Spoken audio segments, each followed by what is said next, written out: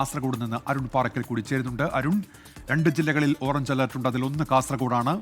ഒപ്പം ഒരു മുങ്ങിമരണം കൂടി അവിടെ റിപ്പോർട്ട് ചെയ്തിട്ടുണ്ടല്ലോ. വിവരങ്ങൾ അരുൺ.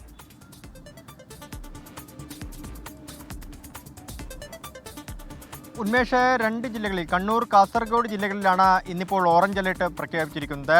ഇന്ന് ഇടവിട്ടുള്ള അതിശക്തമായ മഴ കാസർഗോഡ് ജില്ലയിലെ പലയിടങ്ങളിലും പെയ്യുമെന്നാണ് കാലാവസ്ഥാ നിരീക്ഷണ കേന്ദ്രം അറിയിച്ചിരുന്നത്. പക്ഷേ ഇപ്പോൾ നിലവിൽ മഴ മാറി നിൽക്കുന്നുണ്ട്. കുറേ ദിവസങ്ങൾക്ക് ശേഷം നല്ലൊരു വെയിൽ കാസർഗോഡ് ജില്ലയിൽ ലഭിക്കുന്നുണ്ട്.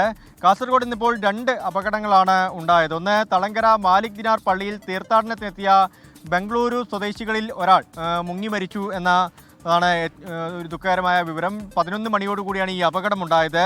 ബംഗളൂരു DJ ഹള്ളി സ്വദേശി മുജാഹിദീൻ്റെ മകൻ ഫൈസാനാണ് മരിച്ചത്. 22 വയസ്സാണ്. അദ്ദേഹത്തിൻ്റെ സഹോദരൻ സക്ലീൻ പരിക്കുകളോടെ ആശുപത്രിയിലാണ്.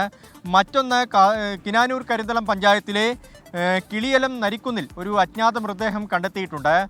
തോട്ടിൽ മുങ്ങി മരിച്ച നിലയിലായിരുന്നു ഈ മൃതദേഹം കണ്ടത്. 60 വയസ്സോളം പ്രായമുള്ള പുരുഷൻ്റേതാണ് മൃതദേഹമെന്ന് നീലേശ്വരം പോലീസ് പറയുന്നുണ്ട്. നീലേശ്വരം SI രതീഷ് നേതൃത്വത്തിലുള്ള സംഘം ഇൻക്വസ്റ്റ് നടത്തി മൃതദേഹം പരിയാരം മെഡിക്കൽ കോളേജിലേക്ക് മാറ്റിയിട്ടുണ്ട്.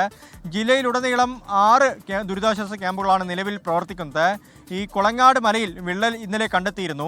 ജിയോളജി സംഘം ഉൾപ്പെടെ പരിശോധിച്ചു. അതിൻ്റെ റിപ്പോർട്ട് നൽകാനുള്ളൊരു കാലതാമസം മാത്രമേ ഉള്ളൂ എന്ന് ജില്ലാ കളക്ടർ പറയുന്നുണ്ട്. അങ്ങനെ ഇന്നിപ്പോൾ മഴ മാറി നിൽക്കുന്നു. പക്ഷേ വെള്ളം കയറിയ സ്ഥലങ്ങളിലൊക്കെ തന്നെ വെള്ളം ഇറങ്ങി തുടങ്ങിയിട്ടില്ല എന്നാണ് അറിയുന്നത്. ഉന്മേഷ്, ശരി.